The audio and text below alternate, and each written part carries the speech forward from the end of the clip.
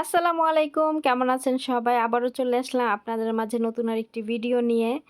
তো এইখানে আমি ম্যাডামের ৩ মেয়ের সাথে দোকানে যাচ্ছিলাম। আমি রান্না করতেছিলাম, তো ওরা বলল দোকানে যাবে। তো আমাকে বলার সাহস পাইতেছিল না, যেহেতু আমি রান্না করে কাজ করতেছিলাম।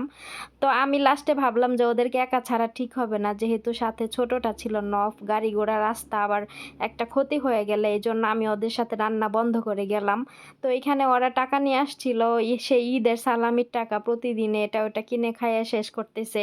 তো এখানে যে চকলেট এগুলা দেখতে পারতেছেন, এগুলা সব ৫০ পয়সা করে। তো এই দোকানটায় মনে করেন একটু কম প্রাইজে ছিল। তো এই দেখেন কত কিছু কেনাকাটা করছে, ঘুরে ঘুরে খালি কিনতে আছে। মোট কথা বারবার গিয়ে হিসাব করে আর দেখে যে কয় টাকা বাকি আছে, যে কয় টাকা বাকি থাকে আবারও ঘুরে ঘুরে এসে কিনে, মানে ১ টাকা ওরা বাসায় কুড়ায় নিবে না, সব টাকায় কিনবে। এই চিপস দেখতে পারতেছেন ঝুড়ি ভরা, আরও অনেক হালাওয়া আছে, চকলেট আছে, এগুলো সব এখনই খায়া শেষ করবে দেখবেন। এগুলা মানে রাখবে না যে পরে খাবো, এগুলা সব ৩-৪ ভাই বোনে বসে এখনই খাবে। তো এই অনেক কিছু কিনতেছিল, তো আমি আবার জিজ্ঞেস করতেছিলাম এটা কি? তো এটা আবার কি লিপস্টিক চকলেট। কোনটা? লিপস্টিক চকলেট আমার বোনের ছেলে অনেক বেশি, খালি আমাকে ফোন দিলেই বলে যে, "খালামণি আমার জন্য লিপস্টিক চকলেট নিয়ে আসবা।" লিপস্টিক চকলেট কি এটাই আমি চিনতাম না। তো ওদেরকে জিগাইলাম যে লিপস্টিক চকলেট কোনগুলা? তো আমাকে ওই যে বাইর করে দেখাইলো। তো যখন দেশে যাব তখন নেওয়ার চেষ্টা করবো ইনশাআল্লাহ। এখনো তো অনেক দিন বাকি আছে। তো এখানে ওরা কেনাকাটা করতেছিল, কেনাকাটা শেষ, এখন আমরা বাসার উদ্দেশ্যে রওনা দিচ্ছি। আমার এদিকে রান্নাবান্নার দেরি হয়ে যাচ্ছে। আর এই যে ম্যাডামের মেয়ে, সবার ছোটটা আগে চলে গেছে, কারণ বাহিরে অনেক রোদ আর গরম। আর এই কালো বোরকা পরে এটা ম্যাডামের বড় মেয়ে। আর এই যে আমি বাসার ভিতরে চলে আসলাম। তো প্রচণ্ড গরম, এখন আবায়াটা খুলে আর কাজের জন্য দৌড় দিব রান্নাঘরে। আরবিরা কি করে এটা আজকে আপনাকে লাগে শেয়ার করবো।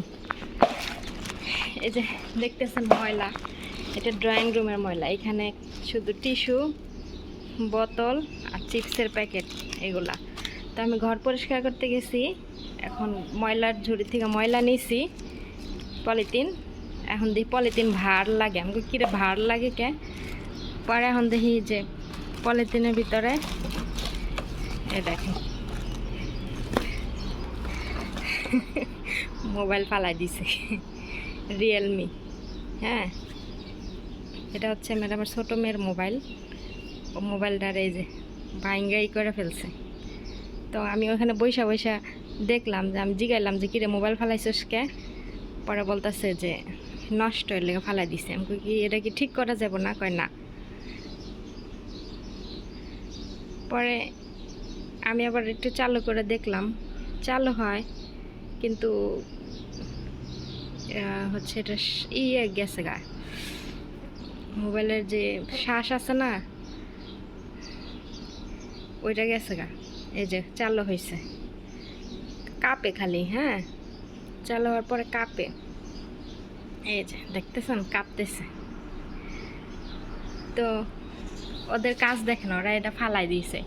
আর আমাদের বাংলাদেশ হইলে কি করতো, এটারে আরও ২০ বার ২০ দোকানে নিয়ে যাইতো ঠিক করার জন্য, এটা ঠিক হইব কিনা। হ্যাঁ আর ওরা এরকম কিছু হইলেই এটা ফালাই দেয়। তো আমার দেখে অনেক মায়া লাগতেছিল, তো ভাবলাম যে আপনাদের সাথে শেয়ার করি। এরকম অনেক অনেক ভালো ভালো ল্যাপটপ পর্যন্ত ফালাই দেয়, জানেন? ল্যাপটপ পর্যন্ত ওরা ফালাই দেয়। তো এখন আমি ভাবলাম যে এটা কি ঠিক করা যাব নাকি? যদি ঠিক করা যায় তাহলে রাইখা দিব আমি, আর যদি ঠিক করা না যায় তাহলে কি করবো, ফালাই দিব। রিয়েলমি, আমি যে ফোন ব্যবহার করি ওই ফোনই রিয়েলমি। জায়গার টাকা আছে, কি করব। এখন শুক্রবারে মাছ কাট যাইব, ওইখান থেকে আরেকটা নতুন কিনা দিব মেয়েরে। টাকা থাকলে মানুষের এরকমই হয়।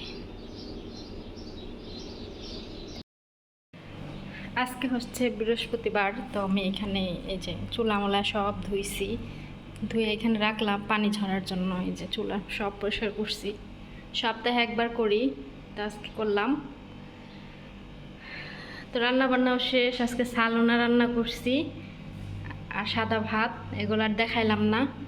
তো সব কিছু পরিষ্কার করা শেষ, এখন রান্নাঘরটা মুছবো, মুছলেই আজকের মতো কাজ শেষ। আর এখানে যে ময়লা, এগুলো এখন ফালাই দেব।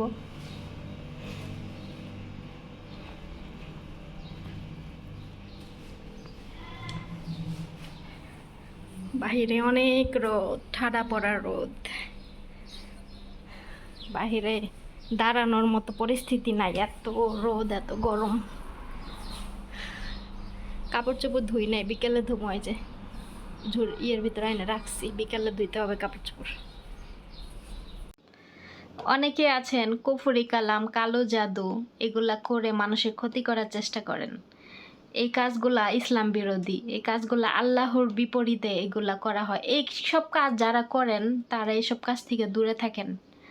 অনেকে আছে তার হাজব্যান্ডকে নিজের হাতে রাখার জন্য তার হাজব্যান্ডের উপরে জাদু করে। তো এগুলা আসলে পরবর্তীতে অ্যাকশনটা কিন্তু নিজের উপরে আসে। হয়তো আপনি আপনার হাজব্যান্ডকে পাওয়ার জন্য এটা করলেন, বিপরীতে আপনার হাজব্যান্ডের উপরে রিয়াকশনটা চলে গেল, সে বেশি দিন বাঁচলো না, সে মারা গেল, তাহলে তো আপনি তাকে সারা জীবনের মতো হারাবেন।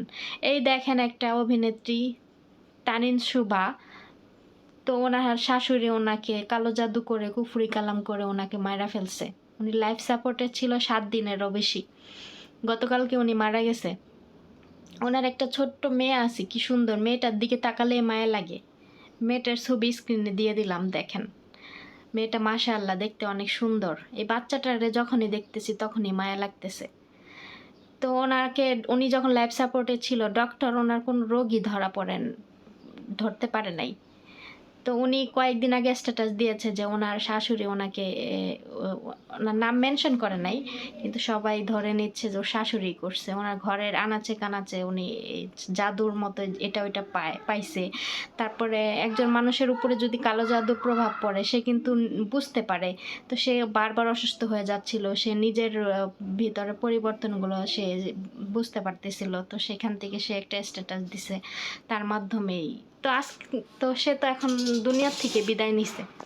তো এইসব কাজগুলো যারা করেন তারা ইসলাম বিরোধী এবং আল্লাহর বিরোধিতা করেন। এই কাজগুলো থেকে বিরত থাকেন। আপনাকে যে ভালোবাসার সে এমনি ভালোবাসবে। কারোর সাথে বন্ধুত্ব হোক, শত্রুত্ব হোক, এই কাজগুলো একদমই করেন না। তো বেশি কিছু বলবো না। তো সবাই সবার জায়গা থেকে ভালো থাকবেন। আর ভিডিওটা ভালো লাগলে লাইক কমেন্ট শেয়ার করবেন, আর আমার চ্যানেলটা সাবস্ক্রাইব করে দিবেন।